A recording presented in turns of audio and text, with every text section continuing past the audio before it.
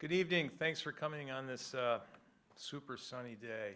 Boy, thanks for coming out. And what I'm going to do is just, I should introduce myself more. I'm Jim Powell. I'm an assistant professor here at UAS. I'm also lead the Masters of Public Administration program. So I'm going to introduce, I think, Jessica and Andre, because basically they're the leaders of this Arctic frost, which they will tell you what that is. And but first, Jessica works at Colgate University. Actually, I grew up not too far from her in I call it Northern New York State, just to make that distinction. Yes. So she's an associate professor there at Colgate University. And Andre is at the University of Northern Iowa. And those two individuals and others on the steering committee decided to bring this conference here to Juneau. So we're fortunate that they came here and to share their knowledge and to be here. And we've been very lucky this week because of the sun, so it's been very easy to entertain them. So I won't do any more. I'll let them take it away.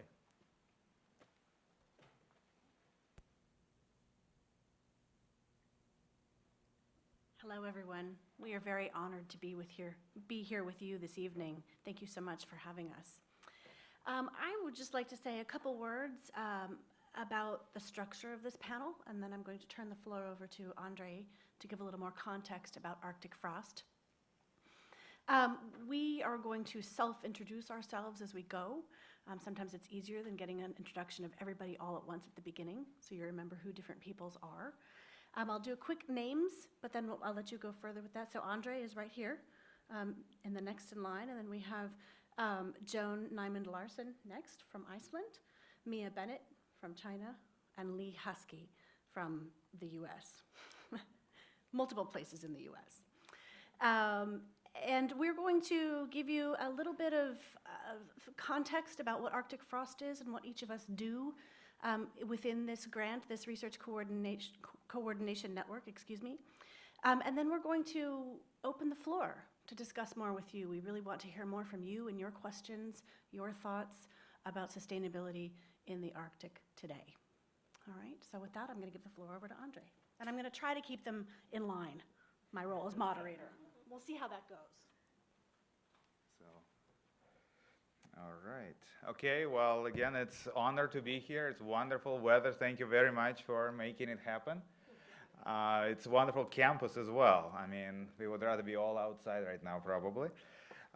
So my name is Andrei Petrov. I am a director of the ARCTICenter at the University of Northern Iowa, and I also happen to be the PI on this project and the president of the International Arctic Social Science Association. So that's, if anybody has any questions about that, I would be happy to talk about it as well. But today, we of course focused on sustainability in the Arctic. Our project, Arctic Frost, is bringing together people from various countries, researchers, community members from various parts of the Arctic and beyond, as you could see, to discuss issues of sustainability, to build knowledge, a knowledge system about sustainability and sustainable development in the Arctic. So first of all, this is our team. This is the steering committee of Arctic Frost. Some of the people you find in this audience, some of them are not here right now, but we are the ones, as Jim said, decided to bring this project here, and I'm sure it was one of the best decisions we have ever made. So our project is a National Science Foundation project that is known as Research Coordination Network. And what it is, it's an opportunity to invest in building research capacity across different countries, across different generations, different disciplines. Everybody who is interested in various aspects of sustainability and sustainable development in the Arctic. So what you see here, and some of you, of course, the members of Arctic Frost, and if you're not, I hope after what you heard from us, you would become a member. We bring our different expertise and our regional expertise and our disciplinary expertise to advance our understanding and knowledge of Arctic sustainability. We have about 400 members in our research network. This is sort of a chart on the bottom. Most of them well, actually most of them are students and early career scholars. So again, it's another opportunity for early career scientists and scholars to be part of something that propels their careers. And of course, we are on the 4th year now, and we already see our colleagues becoming, surpassing anything that we could probably have become. So that's very good. We also have membership from various countries. You can see this membership by region. Of course, we have a lot of U.S. membership, which is a majority because it's a U.S. project, but we have, of course, membership from Russia, from Canada, from around the world, including China and Australia. There are 4 objectives that we are pushing through this project. One is to develop synthesis of knowledge about sustainable development in the Arctic. What do we know across various regional contexts, across various scales? What do we know about sustainable development and sustainability in communities? What works, what doesn't work? How we could develop a knowledge framework that allows us to be successful on the way towards sustainable development. Secondly, we are looking into developing theoretical frameworks that integrate different views of sustainability and also bring together different disciplines, because of course the study of sustainability and the implementation of sustainable development is an interdisciplinary task. You can't just do it within one discipline. You really have to work and sit together, not only among scientists, but also with, of course, communities to make sure that something is being done. Improving spatial understanding of sustainability at various scales. So we have researchers here, and you will see today, who work in small communities or who work on circumpolar issues. And all of them, regional, national, local, are very important because sustainability has various scales, socio-ecological systems and multi-scalar systems, and we need to make sure that we understand all this complexity in order to move forward with our work. And of course, identifying research directions for future and to understand sustainable development. Of course, the project will end, and we are not saying that at the end we'll know everything about Arctic sustainability. I think it's a beginning of a big journey that both Arctic residents and scientists walk together to sustainable future, I suppose. I mean, this is just a couple of things. So we hold various meetings in various countries. Last year, we were welcomed by Southern Greenland. This year is here in Juneau. Before, we met in Russia, met in Anchorage before as well. So we also have community workshop when we come and share knowledge with communities, and communities share knowledge with us. We have done several of those in Canada, in Russia, in the United States. In Nome, Alaska, we did 2 years ago, I think. So we try to sort of ensure that we have as much sharing of the knowledge among different communities and people, and communities in terms of disciplinary communities within the scientific work as well.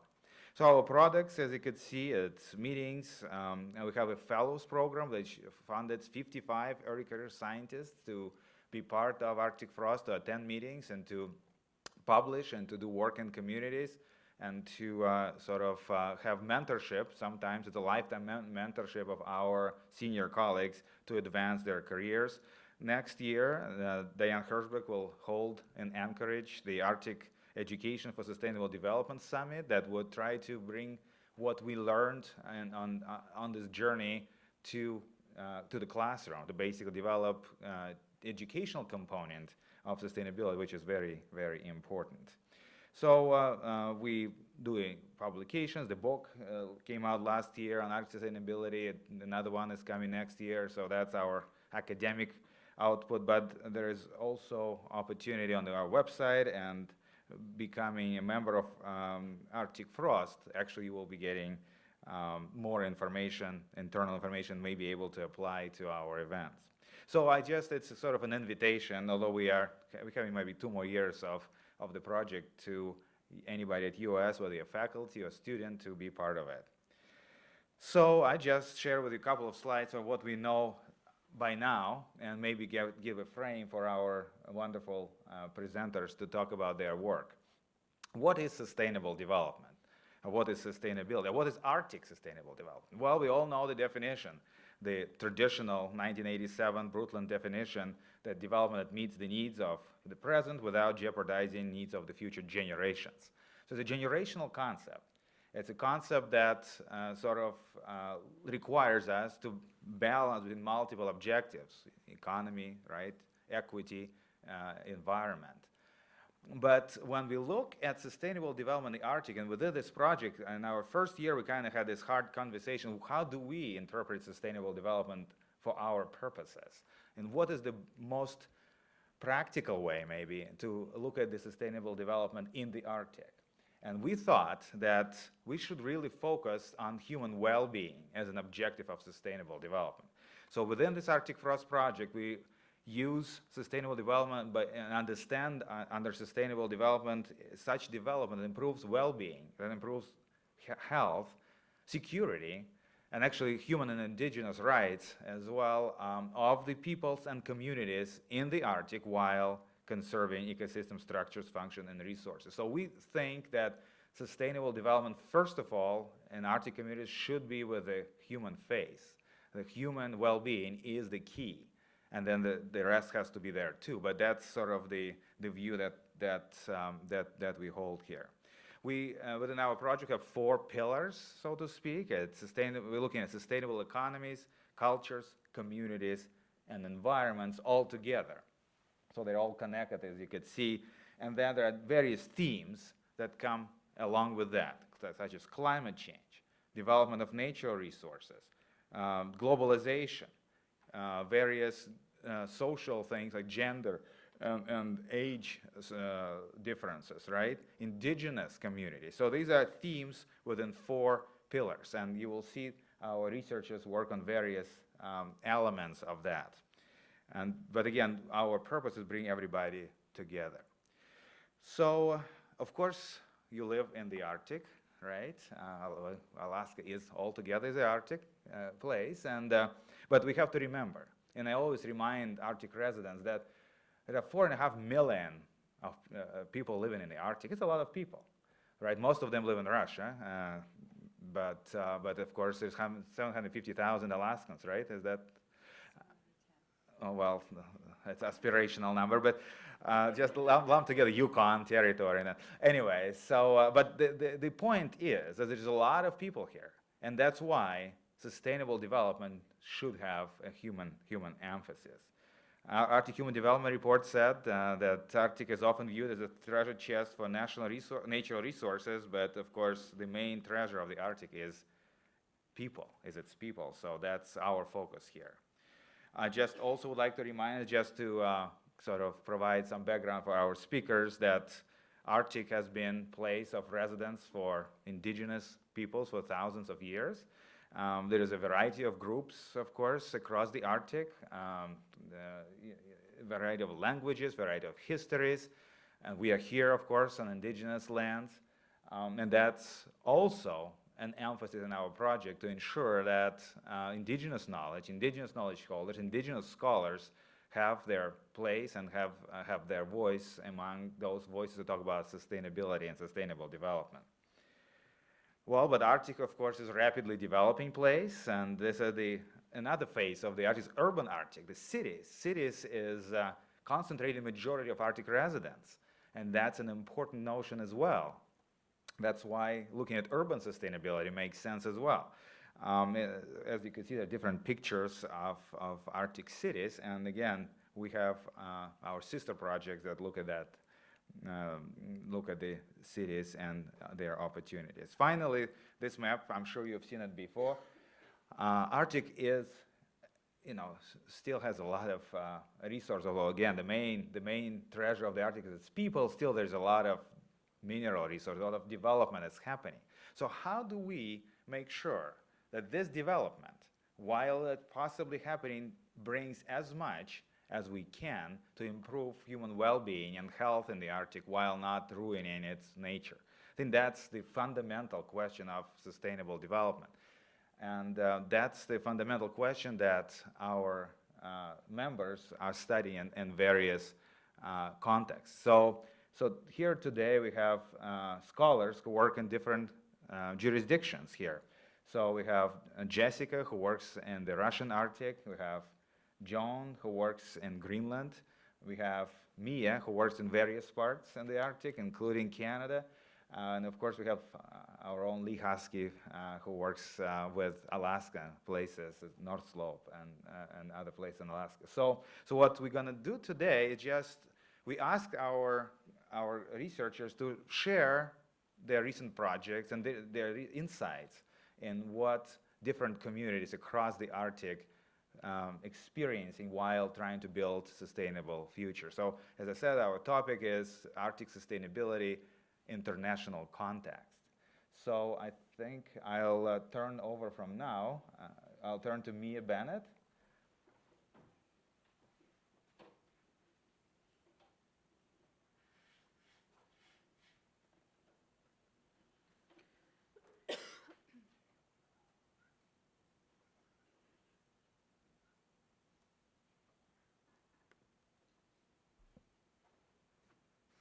All right, good evening, everyone, and thank you for having us today.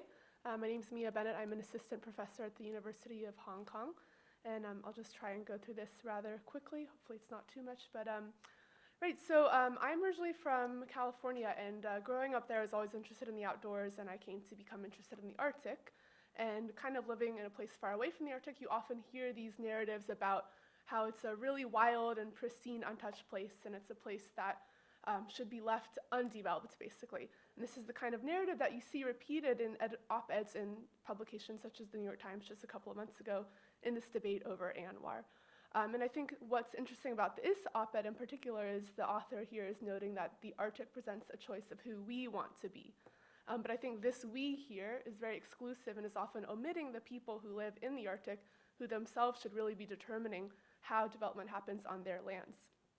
So as a researcher, what I've tried to do in my work is understand how development takes place in the Arctic, how it can often be led by the people who live there, given certain rights and protections to the land and to the resources.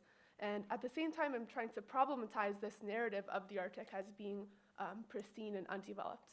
So in so doing, I've looked at, for instance, testimonials that have happened in Congress over ANWR, thinking about how, for instance, here if you see the Inupiat people here, Matthew Rexford, a tribal administrator from Kaptovik, is talking about how oil and gas are actually a natural resource just like caribou, fox, and bears. And I find this kind of fascinating that he puts these resources together.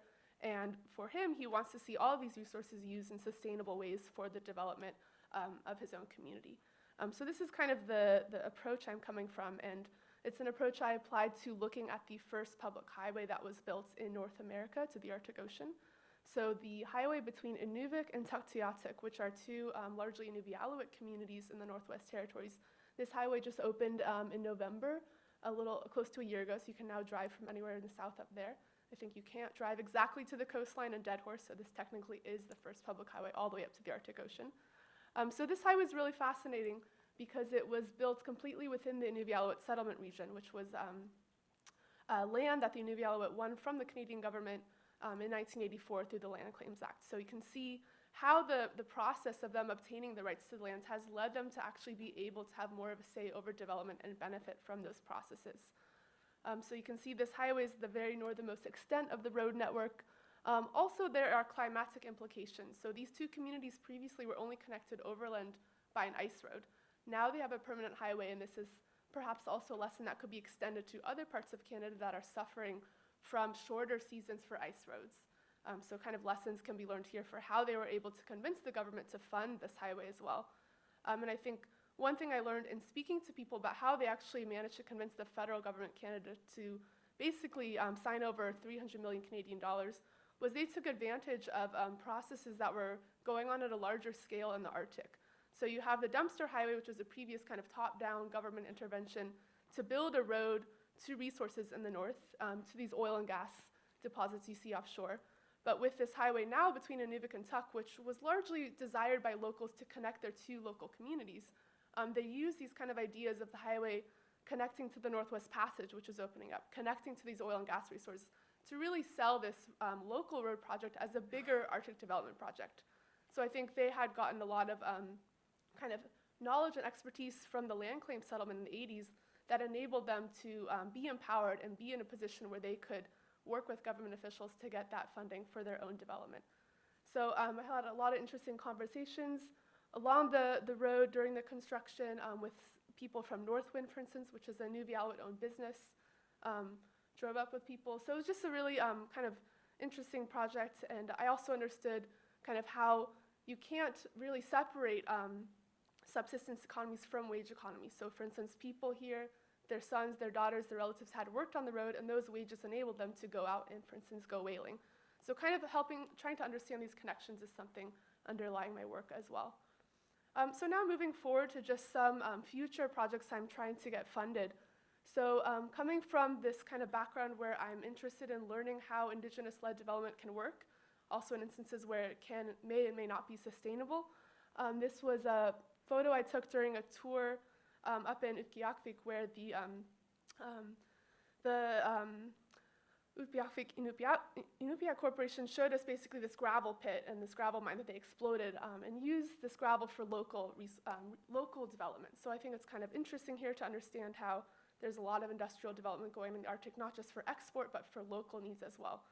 So I would be interested in understanding how Indigenous rights basically, I would like to understand whether land claim settlements push Indigenous peoples to become more supportive of industrial development or more supportive of conservation. So this is something that's not entirely understood.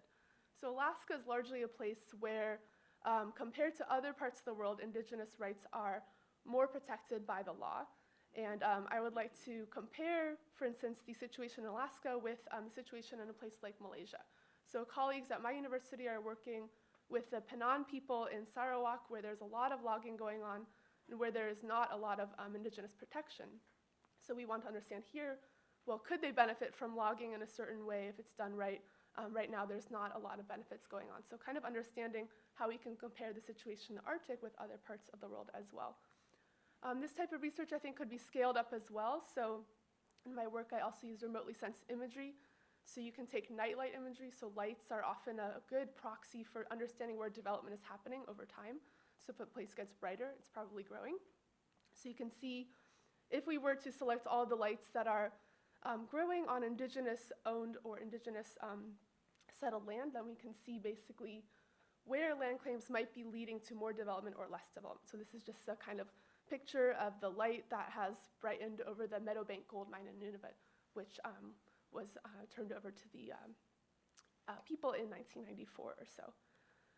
Okay, so then just to wrap up with one final slide to talk about a final project I wish to undertake. This would be a book project. So thinking about the Arctic, historically we also often see in kind of recollections about the Arctic, Indigenous people and their histories of movement and use of the Arctic are often left out. So we think of these kind of tracks of movement through the Arctic coming out of Europe, for instance. So we have whaling voyages, fishing voyages going to places like Canada and Svalbard. Just illustrated here are some pictures. So these are tracks that digitized from ship logs from the 16th through 18th centuries. So what I would like to do is basically try and tell an environmental history of transportation in the Arctic that also brings into conversation with these movements the kind of history of Indigenous movement and usage of the Arctic. So this work has already been done by anthropologists working in northern Canada, including my former supervisor, Michael Bravo. So they've shown how actually Indigenous people in the Arctic have never been stationary. They've never just been in one place. They've used the Arctic just as much as anyone else. And so bringing that kind of into dialogue with other movement is something that I would like to try and do through archival research, but also more contemporary ethnographies as well. So Gunalchish, and thank you for listening.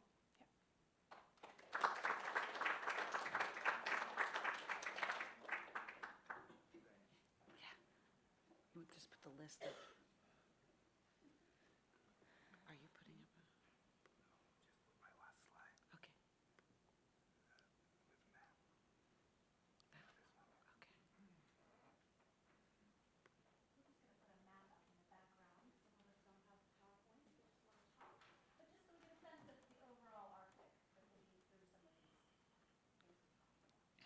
I was just brought into this earlier today, so I don't have a PowerPoint to share, but I do have some points to share with you. So my name is Joan Dawson. I'm a professor of economics and Arctic studies at the University of Akureyri in northern Iceland, and I'm also a scientist and research director with the Stephenson Arctic Institute, also in Akureyri. And I have a few messages when it comes to this work on sustainable development, and I've been very fortunate to be part of this project from the beginning. And I think the first message is that when we work with sustainable development, it is very important that our research is grounded at the local level, and that we seek to work with local people via co-design from the beginning, and also knowledge co-production.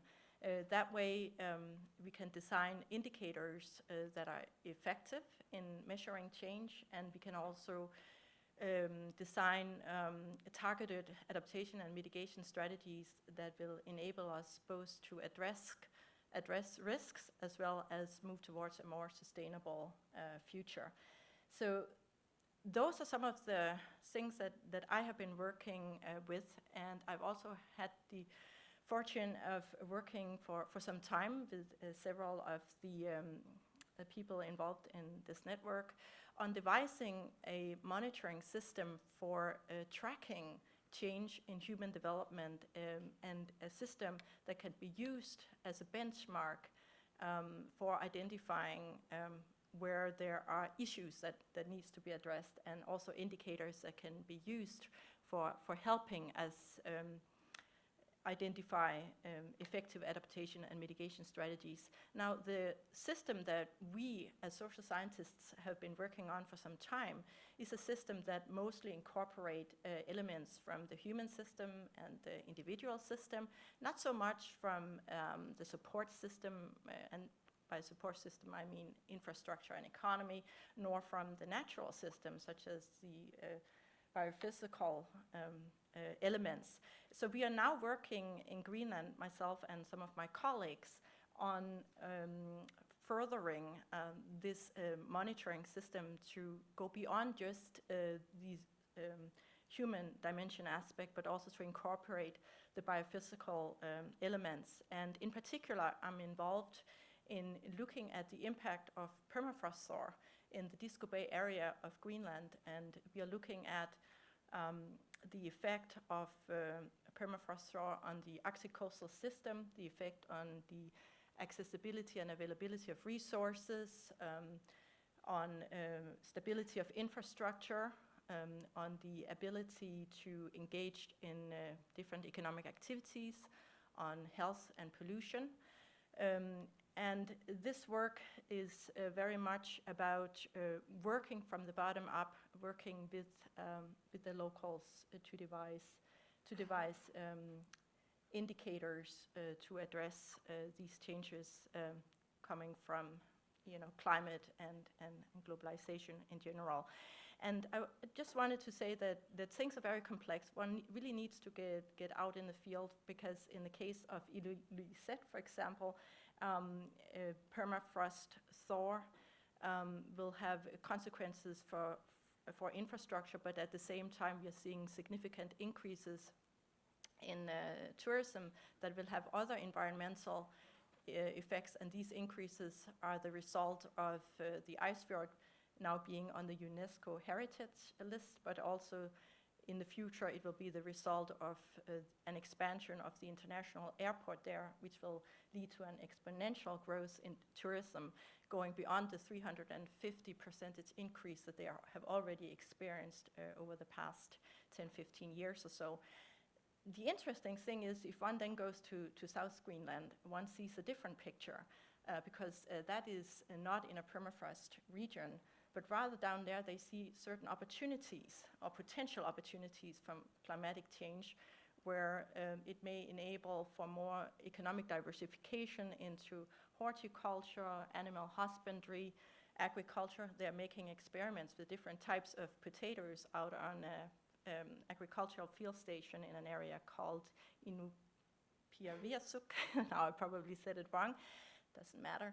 But the point is that for the people of South Greenland, climate change might actually come at an opportune time right now, because there has been proposals floating of the opening of a uranium mine in Narsak, and some of you may have heard of that.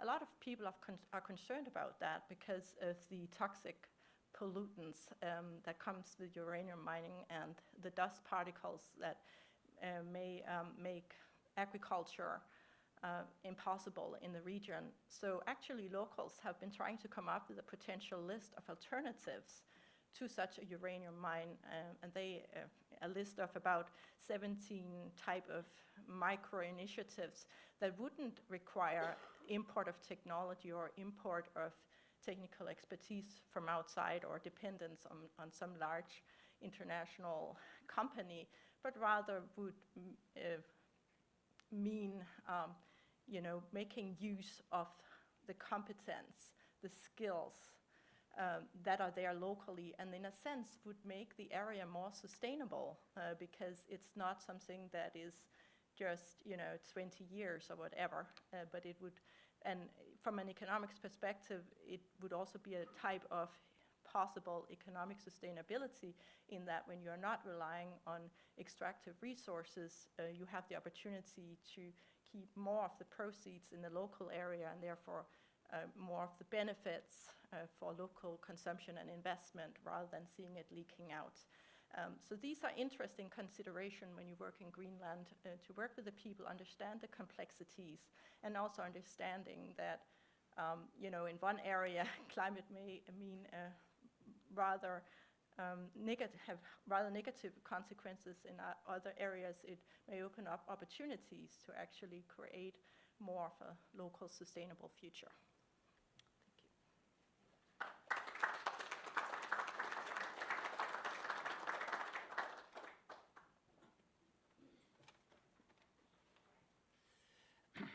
I'm Lee Husky. I'm an Alaskan. I first came to Alaska in 1971. I got what we called at the time a Robert McNamara Travel Scholarship. Robert McNamara was the Secretary of Defense, and I was drafted and sent up to Fort Rich. Spent 18 wonderful months here instead of in Vietnam, and loved it so much that I came back after I finished, well, as I was finishing my PhD. You might have noticed Husky is a particularly interesting Alaskan name. When I cleared on base at Fort Richardson, when I checked in the Army, the guy who's become a great friend of mine who cleared on base with me, his name was Dan Mushrush. And so we figured Mushrush and Husky, somebody in the Pentagon had a real sense of humor and saved our bacon. 74 and 71, I know for some of you, that's history. I realized last night after talking to some of the early career scholarships, when most of the people that are here were starting kindergarten, I was putting my file together for my full professor defense. So it gives you a little perspective. A number of us here have worked on a sort of a parallel project called RESDA. It's a Canadian project, resources and sustainable development in the Arctic. Chris Southcott at Lakehead University is the PI of that project. And I've been working with him for a long time, looking at the Faro mine outside of Whitehorse as a sort of last gasp that maybe the government can make something happen. We're sort of looking at the long history of that. But one of the things that Chris asked me to do along the way was, I forgot, this is important. The RESDA project has a really interesting origin story. Chris had worked with communities throughout the North on another project focusing on the social economy. And people had realized if they wanted to stay at home and have an economy, they might have to have a resource economy. And what they came to Chris for is they said, well, a resource economy has all these negative aspects to it. Economists and other social scientists have talked about the resource curse. That's not a positive sounding thing. People were worried about the resource curse. Will resources ruin us? And they came to Chris and they said, can you tell us, are there ways to develop resources that are good for our small, rural, remote economies? And Chris asked me to take yet another look, and it wasn't much, it didn't need to be much of a look because it didn't studied enough, at the North Slope. And I think the North Slope Borough in Alaska, where Prudhoe Bay is located, that's important, of course, it has been, for a number of years, a number of people who've looked at it have suggested that's a good story about indigenous populations interacting with resource development. So he asked me once again to look at the North Slope, and I just want to tell just a bit of this story. And I want to go back to this concept of the resource curse. The resource curse has been some say myth, some say, you got to squint to see it. But the resource curse is this story that natural resource development will actually make a place worse off. And it's sort of a confusing thing, because how can development make a place worse off? And so I wanted to look at this North Slope experience through that frame of the resource curse. And when I looked at a little bit of the literature on the resource curse, I realized there was really like three things that seemed to me to matter in terms of how resources make your place worse off. One is you treat a resource boom as a party, and you just live high on the hog and forget that resources end. They're either non-renewable resources and the thing plays out, or the economy disrupts.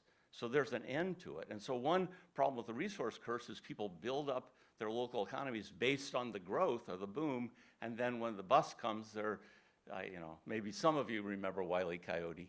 Not everybody, I've learned, but Wile E. Coyote, kind of Wile E. Coyote off in the air there, ready to fall. So I call that not saving or forgetting to save, just partying. That's a problem that causes. Second thing is if you got a resource boom, you focus on working in the resource industry or developing the resource industry, and you forget the things that were important before the resources came. The economists would say you forget your comparative advantage. That's fancy talk. Or you forget the things that you used to do before there were resources that you lived on. And then the third thing is, with resources come powerful international and national governmental and business organizations, and you lose control of what goes on in your region. I think Alaska has developed this model, and the North Slope is the prime example of it, although it's been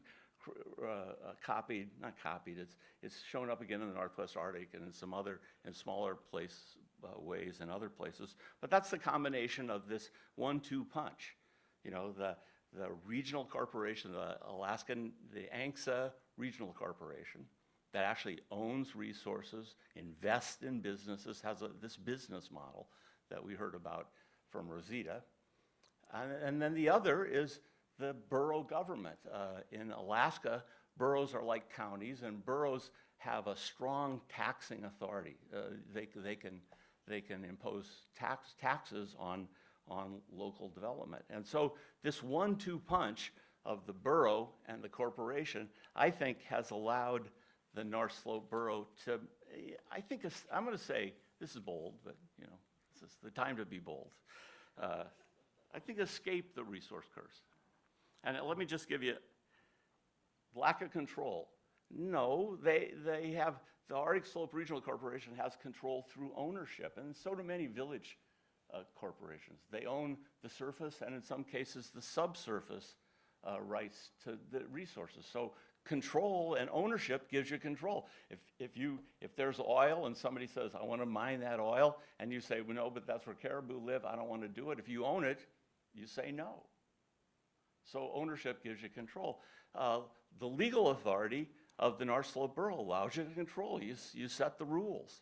And so they have this 1-2 punch that allows them to establish control on resource development. And there's lots of stories of the development around Nuiqsut, and there's lots of things that happen. Number two, forgetting your comparative advantage, or forgetting what you did well before oil. The North Slope Borough has gone overboard, I think. Not over, that's wrong. I'm sorry about that. It has made a serious attempt to preserve the economy that was there before oil. And there's a bunch of ways. One is Prudhoe Bay's developed as an enclave. It can be separate from where the people are, where people live. Two, they have money, oh, I forgot this. The North Slope Borough is able to tax the property at Prudhoe Bay, so they bring in tax revenue. With that tax revenue, they do things that support the subsistence economy, the historic economy. Fish and wildlife services to protect the resources, search and rescue to make the subsistence activities a little bit safer. Preserving culture, that's a big part of the North Slope Borough expenditures. And so they've got control, they are working not to forget what they did before, and lastly, they say the North Slope Borough has I think, a very sophisticated process of saving. They have a permanent fund, which unlike ours has rules about how much you can take out, how much you have to put in. It's a really structured system. And then they have this system of investing in capital projects that I don't want to even talk about, but you should read about it because it's really sophisticated, I think, in terms of a way to save. And then the Arctic Slope Regional Corporation, anytime they invest in businesses that aren't oil related or aren't North Slope or Alaska related, they're sort of spreading the risk. They're saving in a way that affects the people that live in the region who have shares in the corporation.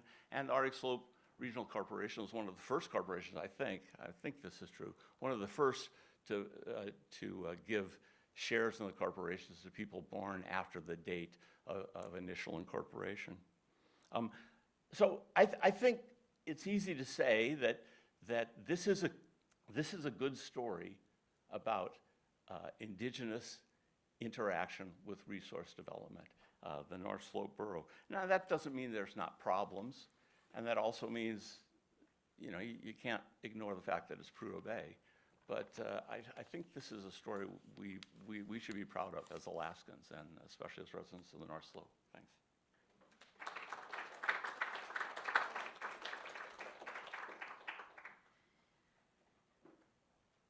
Instead of me spending time speaking, I'd just like to think of one thread that I think I've heard through this and then open the floor to you for questions. I've heard certainly the thread of coping with change over time, whether or not that change is socioeconomic, perhaps political. We could think about that certainly today in our day and age here in the US and other places as well. I can also think about the Russian Arctic if I were to talk about that now, but we won't go there right now. Socioeconomic, political, physical changes on the ground, climatic changes, natural resource changes. There's so many different kinds of change to think about that affect certainly the whole world, but the Arctic first and foremost right now for what we're considering today. So that's one thread that I pulled through all of these in terms of thinking about it. How do we analyze it? How do we look at it? What do we do with it? How do we go out of the Arctic to look at it? How do we stay within the Arctic to analyze these things? So I would like to open the floor to anyone out there with any questions for our panelists. Yes, please.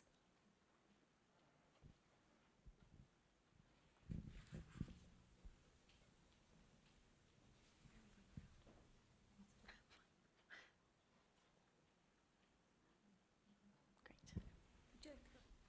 Oh, sure. Oh, okay. Well, this may not be a new question. I haven't been here all day or yesterday, but I'm just further curious about a number of things, but to go backwards a little bit about your definition on sustainable Arctic development that would improve health and well-being and of the Arctic communities in particular and residents while conserving ecosystem structure. Excuse me. Can you talk a little bit more about conserving ecosystem structures? How do you define that? There's human ecosystems and there's natural biotic ecosystems. Are those together? My mind is rolling around on that because I'm just finishing reading The Firecracker Boys. And I don't know if any of you have read that, but it gives you a lot to think about. Can't believe I didn't read it till now. I spent 8 years working in the Arctic in an open pit mine of Alaska. So I've got a lot of perspective being in the villages in the Arctic, but I'm just curious more about this conserving ecosystem structure. Thank you, that's a great question. I think in building this definition, it's often very hard to get away from binaries, human, natural, social, physical, right, in terms of thinking about the world we live in. This is certainly an attempt to do that, but also I think, but I think that this really points to thinking about ecosystems as ecological systems, not as human systems, because we have the human part on that top half. Certainly, ecosystems are human as well, but I think we were trying to aim at thinking about those physical, biological systems within which humans could thrive, improve health and well-being as well. Do you want to add anything, Andre? Yeah, I mean, of course, sustainability science, if you can call it this way, looks at socio-ecological systems. They are systems that include all the components, right? So in which ecosystems and human systems are part of something larger, the holistic system that includes them as components. I actually have a slide about it, but I didn't have a chance. So in this definition, we sort of, I think the attempt is to ensure to emphasize human component, because very often we sort of maybe looking at other component as opposed to making sure that sustainable development actually delivering dividend to humans. And that's I think that's what we try to do. But really, if we talk about approaches to sustainability, it's a socio-ecological system, a complex system that includes both social and environmental components together. So that's the way theory works. Sure, follow-up question? Okay. Yeah, thanks, and I appreciate that. And it is complex, and I understand that very greatly. And I know probably way too many details of working at a mine development in the Arctic, and perhaps anywhere where there's new development of resources going on, even could be translated to that. To the effect that it makes me think about the global aspect of development. And for instance, all the supplies that need to come into a development site may be boxed up in wooden crates, or many of them, for instance. And what's happening to that wood? It's ending up in the Arctic. Is it landfilling? Is it burning instead of being, gee, what else could we do with these wooden boxes? I mean, some of them look like they could build houses. Some of them, you could make beds out of them.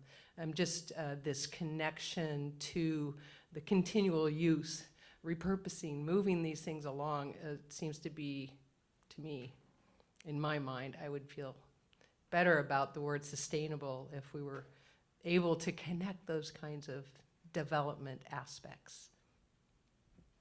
Yeah, exactly. And if we come back to definition, we talk about conserving resources. That's what we're talking about. So making sure that the resources that are being used within this system are actually utilized to the full possible extent and reused and things like that. I mean, that's actually what we learn from in our indigenous communities as well. That's the way they've been dealing with their resources for centuries before us. So that's part of the sustainability, definitely, to make sure that everything that nature is giving us, we actually utilizing to the full possible extent, and that while making sure that resources are being preserved and utilized well, that we still have improving the well-being and health and security of people and communities.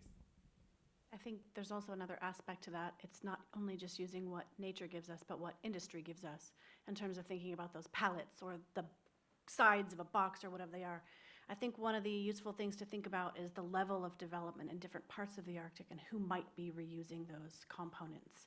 There are certainly communities who are. There are some who are not. And that would be a really interesting thing to follow. Yep. Cradle to grave. Hi, I'm Geoff Waltzing. I'm the city manager for Tanana, Alaska on the Yukon River. And I think the challenge that you all have been talking about is how rural Alaska, small communities are going to sustain themselves into the future while keeping their cultural values and their ecology, their ecology of the local area. So at Tanana, we're on a 10-year sustainability drive. This is year 10 for us. And so we've, first off, made sure that we supported the subsistence economy. And when the fish on the Yukon River were not doing good, people self-selected not to fish. for 4 years, and now the fish are back. And so there's a lot of local self-regulation, which says a lot about the people's belief in their culture and their home, their homelands. And then secondly, we've decided that import substitution strategies is really the next economic driver for rural Alaska. You've got to stop dumping your cash out of the economy and do things local. So energy efficiency first, and then often embracing renewable energy strategies. And so that's what we've done at Tanana in a big way. And so we're displacing imported petroleum in a maximum extent, and then we're now looking at improved transportation modes, and so yeah, I just wanted to make those comments. Anybody like to pick up on anything? Yes, no? Well, I actually may pass it to Joan, but because, of course, in terms of renewable energy, right, Greenland and Iceland have been at the forefront of utilizing geothermal, of course, and hydropower, right, just like here in Juneau. So, I mean, there are a lot of other resources in the Arctic. You know, we always, so very often, think of Arctic resources primarily minerals or oil or gas and things like that. At least that's the Russian thinking about it. But there are other resources there. I mean, there are, of course, people as the main resources, but then there are other things like wind or geothermal power that actually we could be utilizing better. And that concerns the small communities, right? They could use small scale, say, wind turbines or small scale hydro stations and larger places, and of course, in the future, maybe export of energy, right? Other questions? Comments? Please.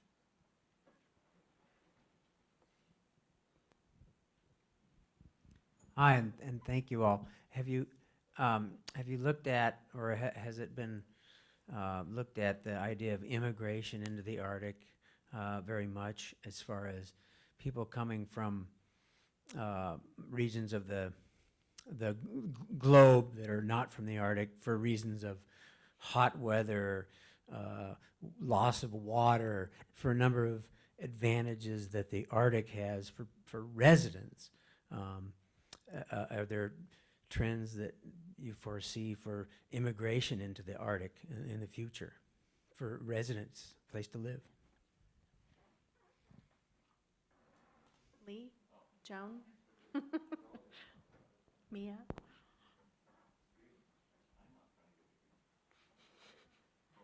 No? It's green. Oh, good. We about 4 years ago finished a multi-year project looking at migration throughout the Arctic. And we were mostly interested in the phenomena of this is how sometimes when you do research and you don't mean to, but you start with the answer in mind, We were looking at the reasons for people leaving the Arctic, really. That was our small villages, and not just in the States, but around the north. And it's one of the sad parts of this tale is we've forgotten that part all along. And it was only when talking to people on the North Slope, and they were saying, well, there's these, I think it was Thai immigrants on the North Slope at the time, and it's Thai immigrants in Greenland too. And so one of the sad parts of my life, I missed that story. So. Yeah, I can just say from walking around here in Juneau today, I was struck by the Filipino community, the size of it. I had really no idea about it, and I went up to a Filipino kind of cafe serving food, and I asked very naively, "Oh, are you serving the kind of the sailors working on the cruise ships who are often Filipino?" She's like, "No, of course not. We're serving the community that's been here for 100 years." And it was a real kind of lightning moment. And then I was walking back to the hotel, and I saw the kind of Filipino community hall. So I think actually in much of the Arctic, not just here, there's a very long history of migration, and one that is definitely under-researched and undertold. And I think understanding what perspectives and cultures they brought into the region, whether it's here in Greenland or in Russia, is something that we as researchers need to do more to understand. Maybe just one fact that came out of our latest Arctic Human Development Report. It shows that the overall population of the Arctic is 4 million, and that it's stable. So as far as I recall, it's stable because but also there's a reduction in population in Russia, or Russia is losing population, but Alaska is gaining. So Alaska is helping to balance it. So it's stabilized at about 4 million. But when we look at climate studies and engage in participatory scenario building, of course, one possible future scenario that we are working with is that of, what will happen to the Arctic if there is a certain huge increase in population due to climatic changes in other places of the world. So it will be interesting to work closer with those kind of scenarios. Hi, I'm Diane Hirschberg from UAA, and I just wanted to add, Dr. Mara Kimmel was here earlier, but is flying back to Anchorage today because this is Welcoming Anchorage Week. And in part, the Welcoming Anchorage Initiative is about making Anchorage a model northern community for being a good place if you are a new migrant, immigrant to the community, whether you're coming from rural Alaska or you're coming from outside the state. And of course, we've had an enormous explosion of people coming in, immigrants and refugees. And we see such incredible opportunity in growing a diverse and vibrant economy that really includes all of these newcomers who we believe are going to stay. It's interesting to talk to our Somali and Sudanese students at the university who tell you they came through Minneapolis and ended up in Anchorage. And then our second generation students whose parents were refugees from Vietnam, Laos, and Hmong. So it's definitely something that we're thinking about in Anchorage and talking a lot with our sister city in Tromsø and other places like that that are dealing with the latest influx of Syrian refugees, because we are definitely hearing the concern in the Nordic countries about what does it mean to have this big influx of Syrian refugees, and perhaps we can provide a model for what it looks like when we say this is how we survive, move forward, and thrive as a community. Yeah, I just want to say that the face of the Arctic is changing with a lot of migrants and immigrants coming in. I mean, in Russia, of course, in the Norilsk, we have the northernmost mosque for several years now, which is very large. But I think it's also important to look at that from the positions of human capital. I mean, immigrants bring human capital to these places. Sometimes they, doing things that take jobs that were not there or weren't taken, or creating new things. So it's really important for us to look at immigrant population as a sort of component of sustainable development, because they are bringing not just their physical bodies, but their abilities and knowledge from different contexts. And I think that's, in many ways, it's an urban story in the Arctic, but still, I think it is an important way to capitalize on that in order to make sure that we involve everybody in developing this community sustainably. I think there's just one final aspect I would add to that, and then we're over time, but we certainly want to answer all questions if there are any left, is thinking about migrants who don't stay, or people who come and go and periodically. And this is certainly a very large issue for the Eurasian context, where you have migrant labor migrants that move back and forth, and they have for a very long time. And they used to do it across the former Soviet Union, and now they're doing it across national borders from Central Asia into Russia and also into the Russian Arctic. And so we think of these as somehow new things going on today, but these are actually very old processes, and ones that are getting more attention than they've had in the past, but are also important for thinking about migratory patterns across these spaces. Anything else? Thank you all so much for coming. It's been a pleasure.